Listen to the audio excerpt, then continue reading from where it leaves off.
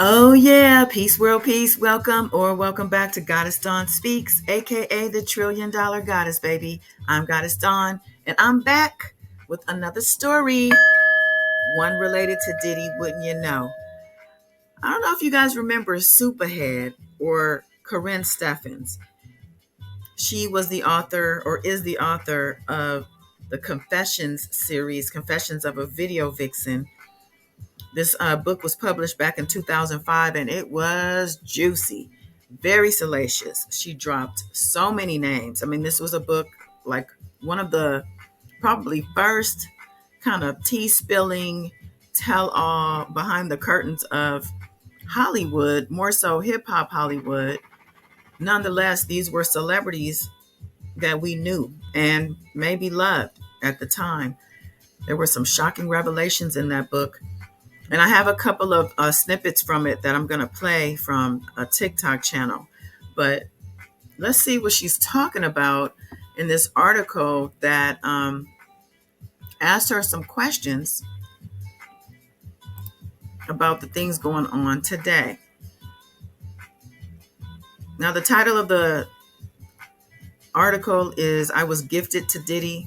What I Saw Still Haunts Me. It was so weird. Is a quote actually that comes out of the book. This just dropped a couple days ago, this article. And it is from the dailybeast.com. Let's get into it. Here she is in the middle of the two Diddies. The one with the crown kind of looks more like his son. Nevertheless, they say the author of Confessions of a Video Vixen, which first exposed the bad behavior of numerous hip hop stars, published nearly 2 decades ago, says that she was gifted to Diddy in February 2001, fresh off his split with Jennifer Lopez, after a day of popping pills and drinking with music execs around Los Angeles in a limousine.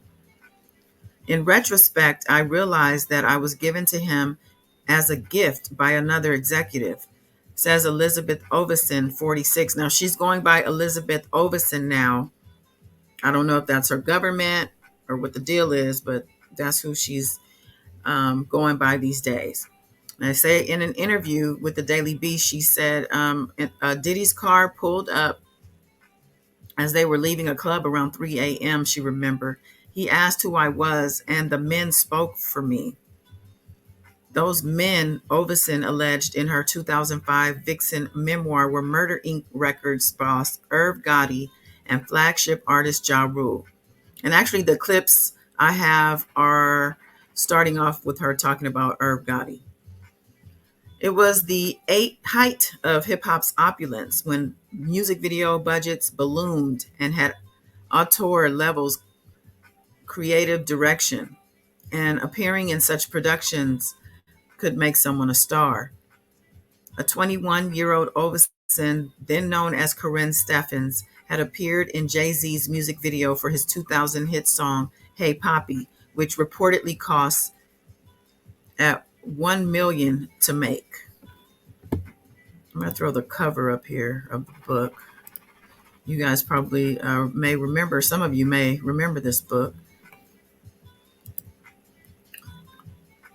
Diddy, then known as Puff Daddy, was at the forefront of the multi-million-dollar look.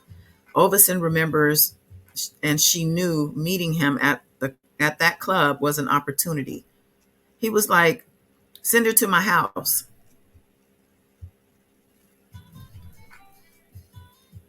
And that was it.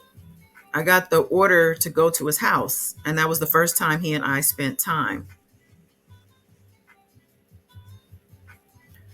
Ovison knew what was expected of her when she showed up to Diddy's house, and she went in eyes open, planning to write about a world where nearly everything goes.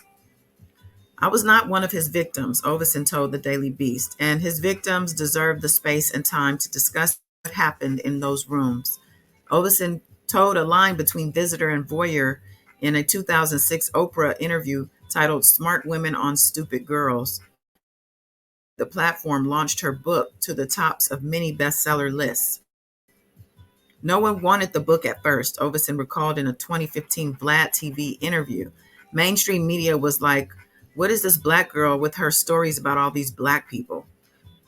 And I it's all about black people and hip hop. But at a certain time, they were trying to call hip hop a fad and discount anything black people did as and as a response, mimicking it.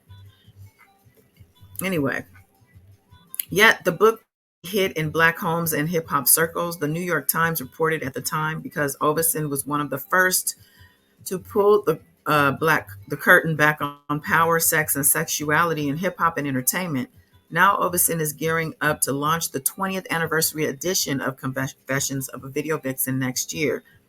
In the book's more salacious pages, it is revealed Oveson had relationships with Jay-Z, DMX, and Diddy.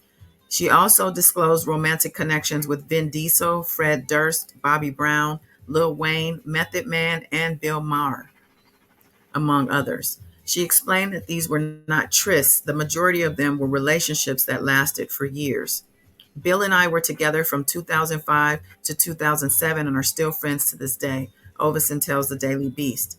I love that man. As for other connections, I no longer discuss my personal life with the public. In telling her story, Oveson says she hoped to change the conversation around female sexual autonomy in a world where women are treated as objects to be used. At one party, allegedly at Diddy's mansion on Miami Star Island, the same mansion he allegedly put up as bail collateral after his September 16th arrest on racketeering and human trafficking charges. Oveson remembers it like the Great Gatsby. Men in tuxedos, topless women in angel wings, champagne and synchronized swimmers on the outside, with groups bathroom in the bathrooms, trays of hors d'oeuvres and drug pills being passed around on the inside. You choose your pill, you take your champagne, and that's your vibe for the night, she says. It's effing intense. She adds, and that was kind of on one scene. A darker scene was happening behind closed doors in which men were inflicting power and pain over women. Oveson said seeing video of Diddy attacking his then girlfriend Cassie after an alleged freak off was triggering. I didn't watch the whole thing. It was very triggering, and I knew exactly what that was, says Oveson, revealing that she has been frequently abused by rappers that she has dated. I know exactly how that feels. I know exactly how that feels. She adds, and it's not just Diddy. It's not just music or hip hop. The problem, Oveson said, is men who deep down hate women. She about to really preach right now. Men who hate women, men who hate who they are, who can't admit to their sexuality, who are pretending to be straight when they're not. And they hate women because they can't, says Oveson. They don't love women. Most of them want to be women and they can't. They hate us. They beat us near early and often. In another scene from her book, Oveson remembered popping ecstasy and Diddy taking her and rapper Xzibit to a queer club. In another moment, Diddy allegedly warned the rapper, who she called a friend, that she was the type of woman who would have you, quote, on tape with fingers in your booty, end quote. That was so weird. It was so weird, says Oveson. And Xzibit thought it was weird, she adds. I mean, we hadn't even had sex, Diddy and I. So I'm like, well, that's a weird thing to say. Well, now we know why he said it. The Daily Beast could not reach Diddy's lawyer for comment after numerous attempts. Diddy's bodyguard, Gene Deal, recently alleged in an interview last year that Oveson's time with Diddy was what ultimately ended his relationship with Jennifer Lopez.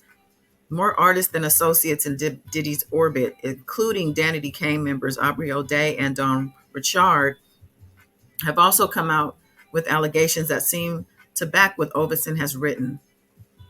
One thing about those tables is they're going to turn, and honestly, it's women who turn them, says Oveson. When we support women who tell the truth over men who tell lies, society wins.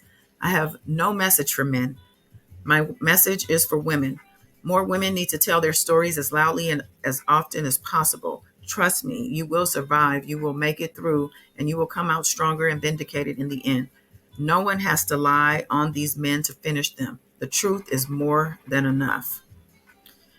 So I thought that was interesting. I haven't heard from her in this type of way in quite some time. I am interested to read her anniversary book. There looks like there's a book coming, and it says it's going to be maybe some additional pages, or maybe some more names that weren't named initially. But I want to play some snippets on TikTok from Confessions. That's a book actually worth rereading. I remember some of the details because some things were just so salacious. That's the first time I think, heard anything about Diddy or anybody else um, being on the down low, and the sexual graphic details that she spoke of. And I think between that, if I can remember correctly, yeah, crazy.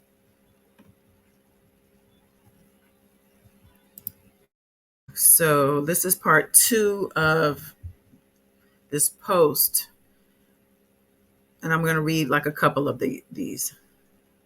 So here we go. Now she said, "Turn to Gotti." That's Irv Gotti.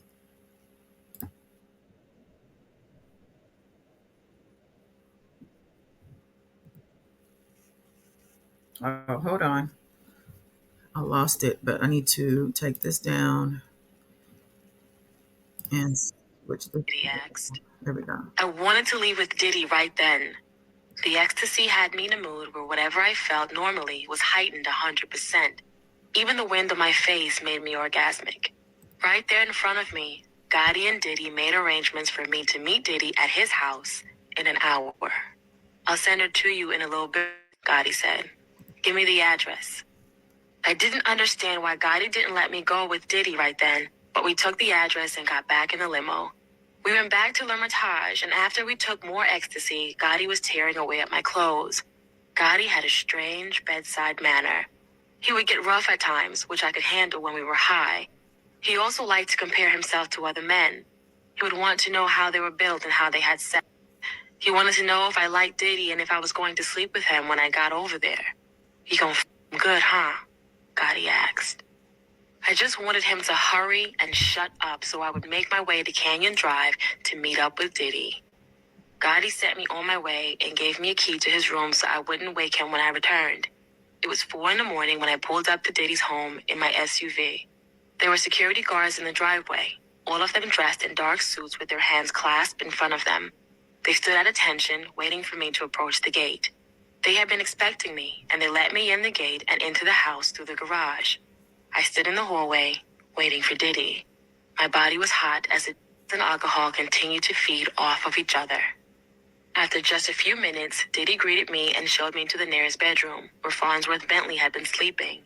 Diddy woke him and gestured to him to leave the room. You guys remember Farnsworth Bentley? He was the guy who used to carry the umbrella for him. Guess was that there was someone else upstairs in Diddy's room, and that this was to be my first and final destination within the home. "So who is Gotti to you?" he asked. "And is he cool with this?" "Gotti's my boy," I said. "When I see something I want, he lets me have it." So with that slight formality out of the way, Diddy and I spent the next 15 minutes or so engaging in the usual. After the experience, he said, "You are one of the best." I said the same to him when, in actuality, he was average. Our sexual encounter was pretty straightforward, nothing out of the ordinary. Before I left, he asked me to meet him back at the house the next morning around 11:30 for brunch. I emphatically accepted and traveled back to L'Hermitage and to Gotti, who was asleep. I crawled into bed and fell asleep beside him. The next morning, Gotti wanted details. I really had nothing to say about my experience with Diddy. He was polite and gentle, and I actually preferred him as a person over Gotti, who was cocky and nasty at times. Gotti seemed a bit frustrated with my unwillingness to give details and even more irritated by the fact that I had been invited back for brunch. He always wanted to present me as his resident, but hated it when anyone actually wanted to keep me around, which happened quite often. He almost relished the idea of people using me and then throwing me away, like yesterday's newspaper. But I was beaming from ear to ear as I got dressed and headed back to Diddy's house. Gotti left in a hurry with the look of disgust on his face, and that made me even happier.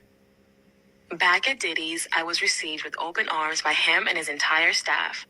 I met him upstairs in his dressing quarters where his tailor was fitting him for the upcoming MTV Music Awards.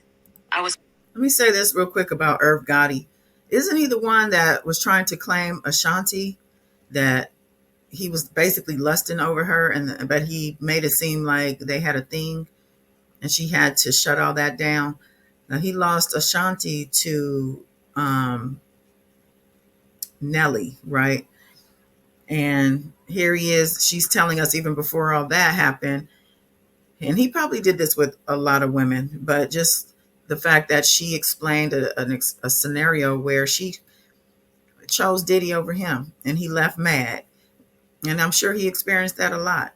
And she said he was a nasty person. So that typically doesn't help you. I was awestruck by the vast array of suits, ties, shirts, and shoes. They were so obviously rich in fabric and texture, and he was handsome in everything that he tried on. I stood by the French doors, drinking in the sun, as Farnsworth Bentley sat intently on the floor next to me with his legs crossed, Indian style. Then Diddy turned to Gotti and said, "My bad, dog. Is this you?" Gotti quickly said, Nah, it's cool. Hold on. Let me find the next. Son, as Farnsworth Bentley sat intently on the floor next to me with his legs crossed, Indian style. He looked up at Diddy with a gleam of admiration. Everyone in the home was devoted to Diddy and catered to all his needs, and, for the afternoon, all of mine. Brunch was served on a long rectangular table in the dining room. Diddy and I sat and talked about who I was and about my relationship with Gotti. He listened but didn't have much to say. He was extremely kind, and I remember him complimenting me, saying I was very pretty and had beautiful skin. I began to understand all the hype about Diddy, why he is this pop culture icon. He's got that star quality, that something which draws people to him and makes them want to be in his space and part of his world. I was no different. By the end of the afternoon, I'd become easily enamored. We arrived in Miami on December 29th. When most of the country was freezing, Miami was a balmy 80 degrees. We checked into the Turnberry Resort about a half hour from Miami Beach. Our suite overlooked the golf course and a lake, but there was one reason in particular for the trip, and that was to attend Diddy's pre-New Year's Eve party at his home and his New Year's Eve bash at the Shore Club. Diddy had no idea that I would be coming, and I hadn't seen him since earlier that year. I had not told Xzibit that Diddy and I knew each other for fear he would decide not to take me. I was looking forward to seeing Diddy again, and especially to what I knew would be the look on his face when he saw me. I know y'all remember Xzibit. I don't know whatever even happened to Xzibit. I remember he went from rapper to MTV star when he had that Pimp My Ride show, but we really haven't heard anything from him in years. Finally, the moment arrived, and Xzibit and I stepped into Diddy's home. I looked around for a moment and saw a lot of people who I knew, yet I was only concerned with the host. Just as I was scanning the room for him, Diddy appeared in front of us. All of his attention was on Xzibit as he greeted him, thanking him for coming. As he moved down the line, his eyes fixed on my face and his jaw dropped. Diddy said his hellos and gave me a generous hug, then grabbed me by the hand and pulled me out to the front lawn. Diddy asked uneasily, "We're cool, right? I mean, we're friends, right?" I was confused by the line of questioning, but assured him we were, in fact, cool. He continued, "I'm saying no. You know I have kids and a mother and people who love me. I can't afford for anything to get out. I don't want them to be upset." I was still very confused, but reassured him that I would in no way try to harm him, and especially not his family and loved ones. We went back into the house and met back up with Xzibit. The look on Xzibit's face was asking, "What's going on?" And all I could do was shrug my shoulders. I had no idea. I went along to mingle with the rest of the attendees and say hello to the people I knew. Diddy and Xzibit disappeared upstairs at Diddy's request, leaving me baffled. About 45 minutes later, Xzibit came downstairs and grabbed me by my forearm, dragging me out to the front lawn. His eyes were wide and his mouth open. What did you do to that man? He asked. I was 45 minutes upstairs with Diddy, honey. All right, let's find this last little clip that I have here. And this is from Black Culture is Lit TV on TikTok. That was part 3, so we need part 4. forearm, dragging me up the front lawn. His eyes were wide and his mouth open. What did you do to that man? He asked. I was even more confused than ever. Xzibit wanted to describe the conversation. Diddy had warned Xzibit to be careful around me and to not let me near his home. Diddy even confided that he was in the process of buying the home we were in, but now that I had been there, he would not go through with the purchase. Then he said something even stranger. Xzibit told me that Diddy said, she'll have you on video with fingers in your booty. But you hear that? He's really telling on himself. At this point, Xzibit was just as confused as me. We stood on the front lawn laughing hysterically. Diddy appeared to be under the influence. But underneath the laughter, there was a serious thought running through my head. Why was Diddy this anxious around me? I remained baffled and threw the thought into the back of my mind as Xzibit and I rejoined the party. There was fabulous food and drink and plenty of other stimulation. We were all having such a good time, with maybe the exception of Farnsworth, who appeared to have gotten on Diddy's bad side that evening. We partied until the early morning and were expecting it all to come to an end when Diddy summoned Xzibit and me to join him in heading to a local nightclub. The 3 of us jumped into his black SUV, which was a small part of his large convoy of similar vehicles. After a short ride, we arrived at the nightclub. I don't remember the name of the club, but I do remember what it was like inside. At first, we all sat in the VIP area and cracked open a few bottles of champagne and made a toast to the new year. It felt good to be out with Xzibit and even with Diddy. We were all happy and living in the moment. All of the troubles which awaited me back in Los Angeles were just that, back in Los Angeles. The club was full of energy. The music was loud and the dance floor was packed. There were several men who were shirtless, and the few women who were there were also wearing very little. Xzibit went crazy when we got on the dance floor. Not one for dancing, I stood on the sidelines and watched him. He was so happy, so free, and enjoying his blessed life. I couldn't help but feel a little sad as the alcohol began to wear off. I wanted this moment to last forever. The laughing, the sips of premium champagne, the loud music, and carefree feelings. I stood and watched Xzibit dance and jump around, greeting the fans who reached out to him. I noticed that the majority of the men around us were gay. There were a few gay couples scattered around the club, kissing and carrying on in dark corners. There were others dancing together on the dance floor, bumping and grinding. I flagged down Xzibit to share my revelation with him. I asked him, "Look around. Do you notice anything strange about this place?" He stopped dancing and took a second to look around the room. Soon enough, it hit him. "This looks like a gay club." I responded with a grin and a nod. This was Miami, after all. The grin soon turned into roaring laughter as Xzibit stood there in disbelief. "Did this just bring us to a gay club?" he asked, laughing and laying aside, for a moment, the usual macho mantle that cloaks most rappers. Forearm, dragging me out to the front lawn.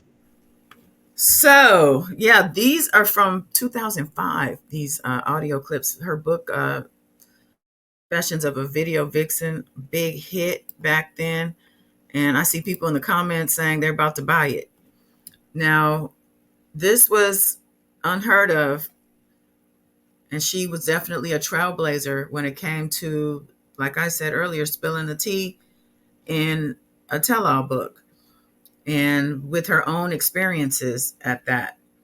Now, she says she's not going to be telling her personal business anymore, so I don't know if she's going to tell other people's business. Is she going to just do fiction? But I think I'm in for whatever she has coming out. She's seen a lot. She's heard a lot. She's been through a lot. But I appreciate you being here. Make sure you like this video and make sure you're subscribed to this channel. comment if you will. Let me know what you think about Karrine Steffans, or AKA now Elizabeth Ovison, Superhead, and what she has to say about what was going on. She basically is unapologetic and said she's not a victim, but she does respect and feel that the victims and survivors do need space and time to deal and to heal. Okay, and we agree with that. I think that's all I got. Yeah. Till next time, y'all. Bye.